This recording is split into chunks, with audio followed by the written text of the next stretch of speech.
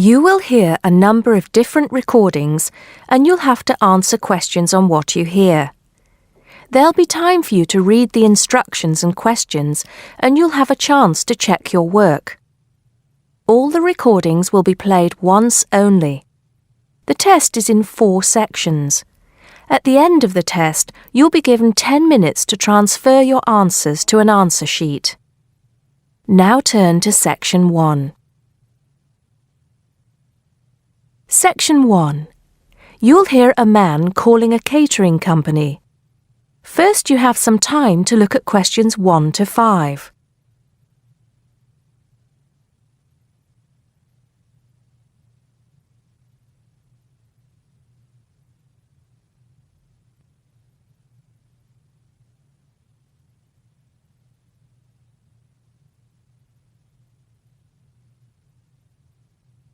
You'll see that there is an example which has been done for you. On this occasion only, the conversation relating to this will be played first. Hello, 5-star caterers. Can I help you? Oh, yes. I spoke to you an hour ago about the arrangements for our end-of-term party. The man is calling about a party, so party has been written on the form. Now we shall begin. You should answer the questions as you listen because you will not hear the recording a second time. Listen carefully and answer questions 1 to 5. Hello, 5-star caterers. Can I help you? Oh, yes. I spoke to you an hour ago about the arrangements for our end-of-term party.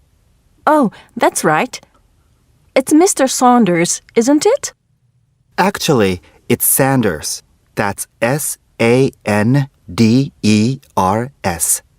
Oh, I'm sorry. I'll just get that down correctly on the form. Okay, Mr. Sanders, sorry about that. No problem.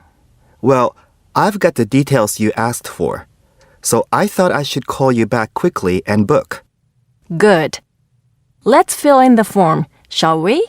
Great. First of all, can you give me a telephone number? Somewhere where you can be contacted during the day. Yes, it's 445-6786. 445-6786. Okay. And do you have a number where you can be contacted outside of office hours? Well, I'm at work till late in the evening, so use the same number. And if I'm not there, you can leave a message. Thanks. I'll make a note of that. And how many guests shall I put down? Okay, that's changed. So instead of the figure I gave you before of 85, it's now only 50. It's much lower, I'm afraid, because a lot of people can't make that date. That's not a problem. Can you remind me of the date we'd set? Yes, it's the 25th of June. Okay, that's fine.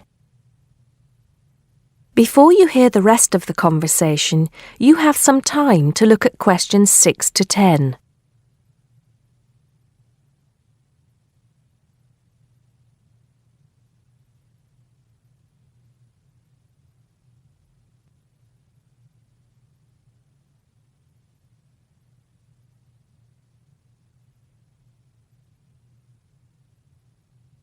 Now listen and answer questions 6 to 10. Now, did you have the chance to look at the tables on the website? Yes, I did. And I think the rectangular tables would be good.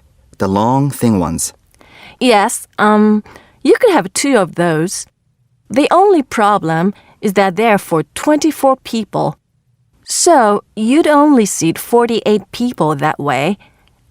And if you have 50 guests... Oh, I see what you mean. 2 people would have nowhere to sit. What about the square ones? You'd have the same problem with numbers. Usually, for 50 people, we find the round tables work well. Not the smaller ones. They only seat 6 people. The ones that seat 10, the large ones. So do you think we should have 5 of those? I think that would work well. Okay, that's what we'll do then. Fine. And have you decided on the menu you would like? Yes, I think so. But I wanted to ask you, we talked about having the 3-course meal with waiter service, but in the end, we thought it would be a bit too formal. So that leaves the buffet or the 7-course banquet. How much is a banquet again? £100 a head. That's too much and too formal. The buffet is fine. Okay, so I think I've got everything. We'd need a deposit of 50% of the total. Right. What's the total? Just a minute. Yes, it's £30 a head times 50. So that's £1,500. 50% of that would be $750 now, with the balance due another $750 on the day. Great. I'll call in tomorrow if that's okay. I can pay you the deposit then.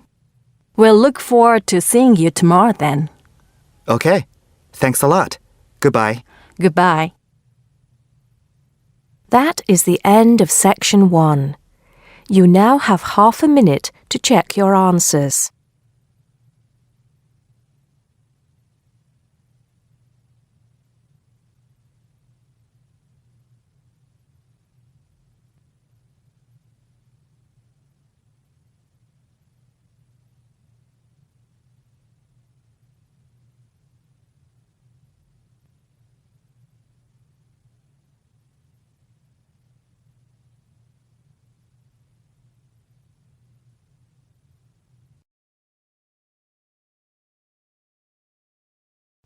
Now turn to section 2. Section 2. You'll hear a guide talking to a group of tourists about Buckingham Palace. First, you have some time to look at questions 11 to 17.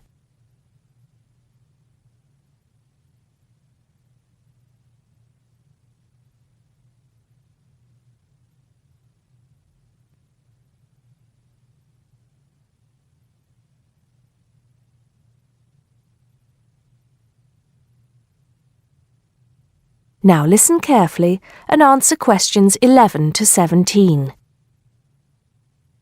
Now, of course, Buckingham Palace is instantly recognisable to millions of people around the world. As we pass the palace, I'd like to tell you a few things about the history of this famous building. We think the first house was built here around 1624.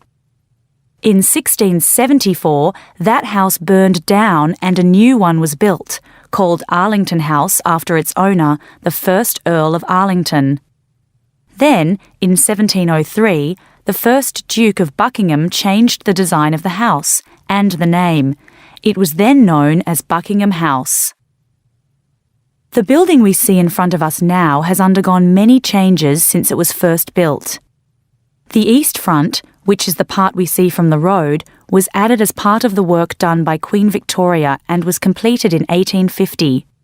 But the palace has remained pretty much unchanged for nearly 100 years. The last major changes to the structure were made by King George V, who, in 1913, had the east front redesigned as a backdrop to the large memorial to Queen Victoria, which had just been placed outside the palace gates. Since then, only minor changes have been made. I should point out, though, that the palace was bombed 7 times during the Second World War, most seriously in 1940, when the palace's chapel was destroyed. Today, of course, it is the home of the royal family, but that wasn't always the case, although they did own most of the land it was built on. It was George IV who turned it into a palace, doubling its size when he became king in 1820.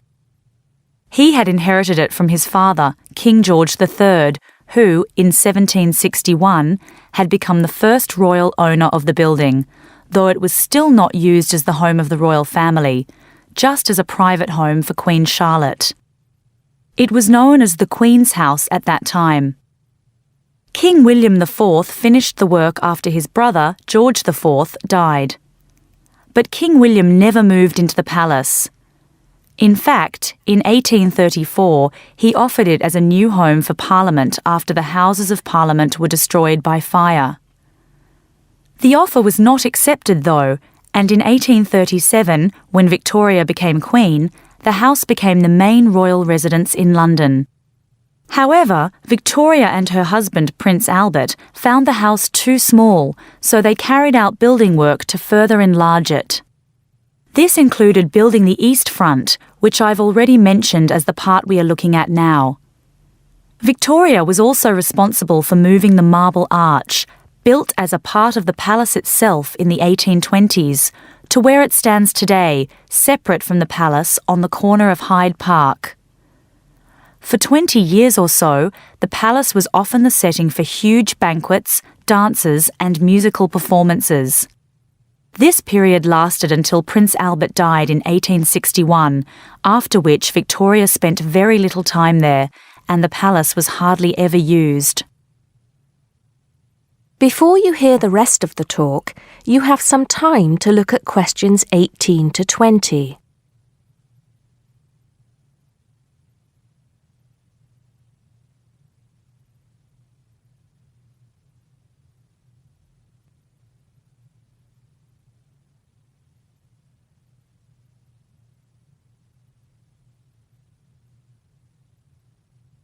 Now listen and answer questions 18 to 20.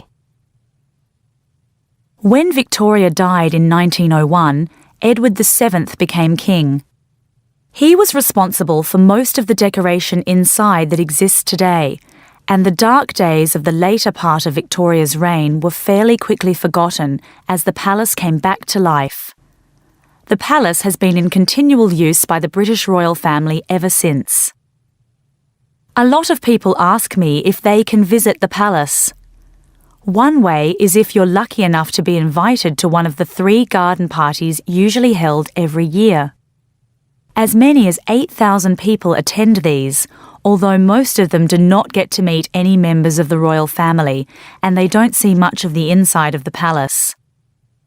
The garden is, however, quite spectacular, and it is the largest private garden in London, with an artificial lake, 30 different species of bird, and over 350 different wild flowers, some of which are extremely rare.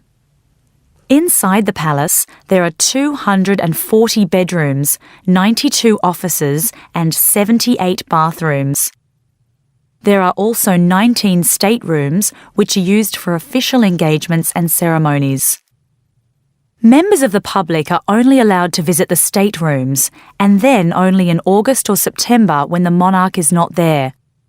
It's worth it, though, because there's a lot to see in the staterooms, including examples of some of the world's best art with works by Rembrandt, Rubens, and Canaletto.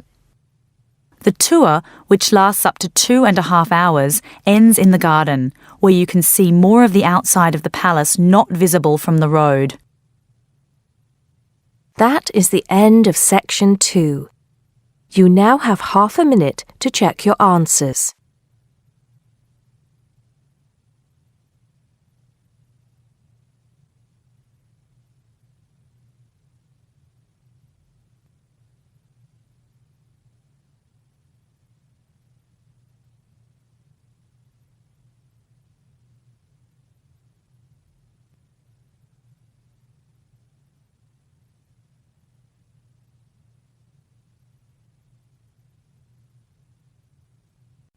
Now turn to Section 3.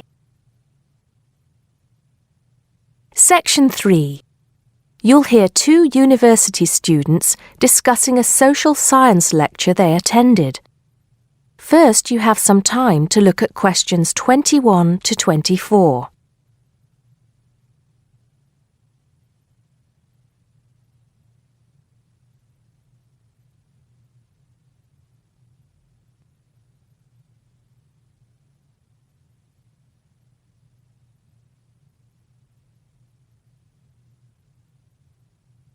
Now listen carefully and answer questions 21 to 24. Did you go to the first social science lecture yesterday? Yeah. Didn't you see me there? No. I was trying so hard to understand the lecturer. What didn't you understand? A lot of it, really. For example, he said we needed to study history as part of the course, but I didn't get why. You probably missed it. He said early on that we need to learn from our past mistakes. Right. But he also said we need to put ourselves in the place of our ancestors. Why is that? I think the point is that it's not enough to know how they lived and what they did. We need to know what they thought. I see. And I've written transferable skills in my notes next, but I have no idea what that means. If you study social science, you learn skills that you can use in a job. Oh, right. Is that all? Okay, but why is that? The point he made was that in studying social science, you use a flexible and adaptable approach to learning. Before you hear the rest of the conversation, you have some time to look at questions 25 to 30.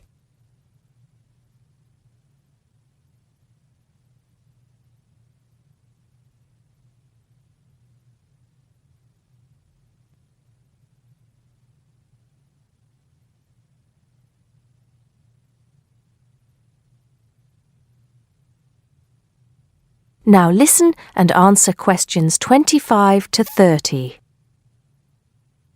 He also kept mentioning all the other subjects we will need to study as part of the course. I didn't write them all down, did you? Some of them. I think I can make sense of my notes. The first one was anthropology, which he said would cover prehistory and archaeology as well. Okay. Then there's economics. I wrote down that this was not meant to mean that we will spend all our time looking at economic theory, but more that we need to see how humans behave. That's good. I don't think I could handle economic theory. He said something about education too, didn't he? Yeah. He said we'll be looking at how cultural information is handed down from one generation to the next through teaching children. He said we'd be focusing on geography too, but I can't really remember which aspects. Can you? I noted it down, I think. Here we are, yes, particularly in relation to urban planning. It's law that I got confused about. I didn't understand why he linked that to economics. I think he meant that laws affect the way wealth is distributed. That makes sense. Now, what are the science wars? Okay, I did get that. The science wars are about how social science collects information.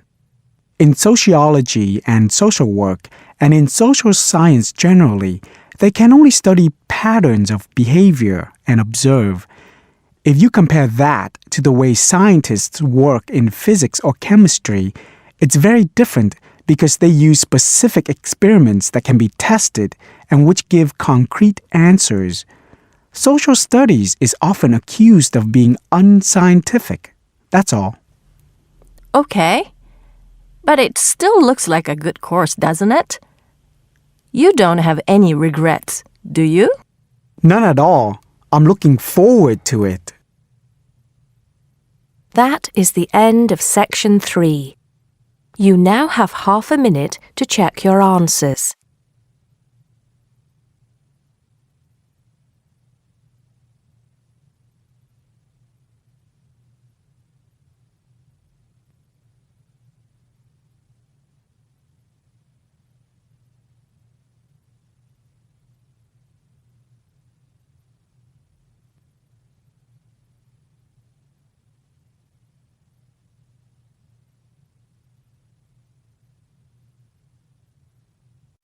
Now turn to section 4. Section 4. You'll hear a lecturer talking to students about America in the 1960s. First, you have some time to look at questions 31 to 37.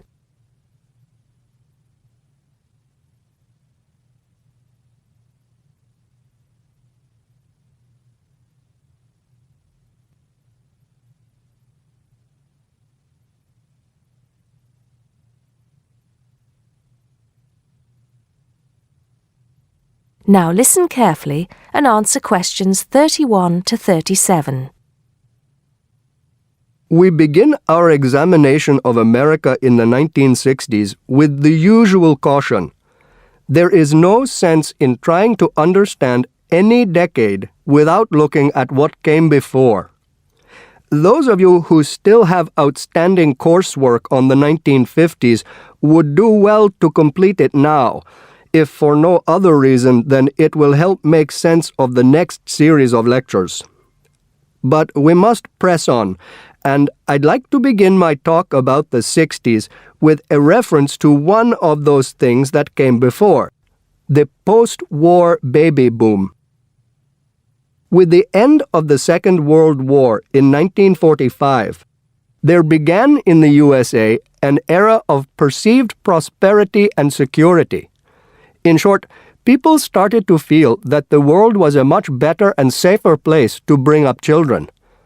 So, at the start of the 60s, all those children born in the baby boom, 70 million in the US alone, were teenagers.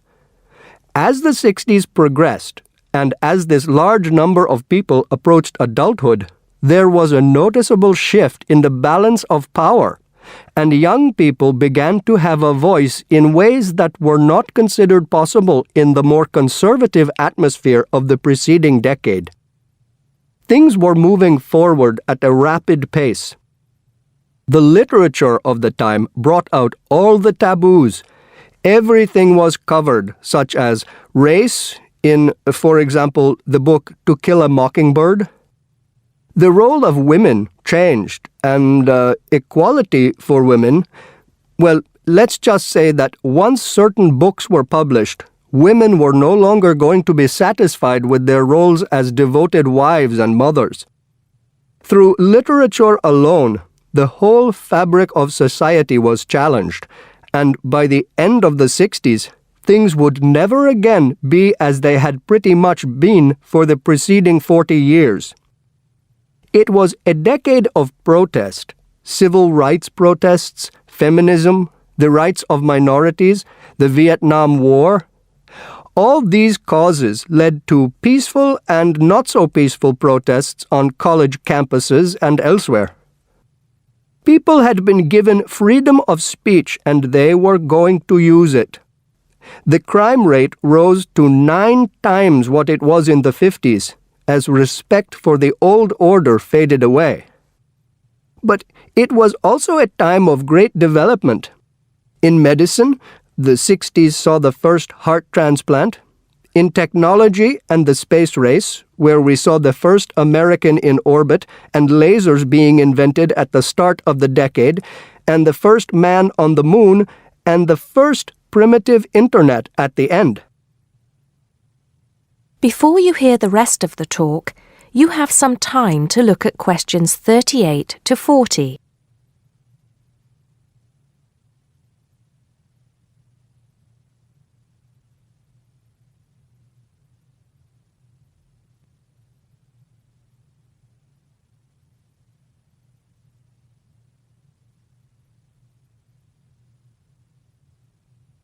Now listen and answer questions 38 to 40. None of this, good or bad, might have happened if things in 1962 had gone slightly differently. On October 16th, President John F. Kennedy met with his closest advisors at the White House. They had obtained photographic evidence showing that Cuba was building or installing nuclear weapons. It was widely believed that Cuba was preparing to fire these weapons at cities in the USA. Kennedy was faced with 3 choices: to try to resolve the crisis diplomatically by negotiating with Cuba and the Soviet Union, to take action to block the delivery of more weapons into Cuba, or to attack Cuba, destroying their weapons. Believing that the first option would end in failure and that the third option would lead to war, it was the second option that Kennedy chose. In doing so, he succeeded in preventing the buildup of more missiles. The Soviet Union then withdrew the weapons from Cuba. Most historians agree that if Kennedy had acted differently, the episode would have led to a full-scale nuclear war between the United States and the Soviet Union. Millions would have died, and the world would have been changed beyond recognition. That is the end of section 4. You now have half a minute to check your answers.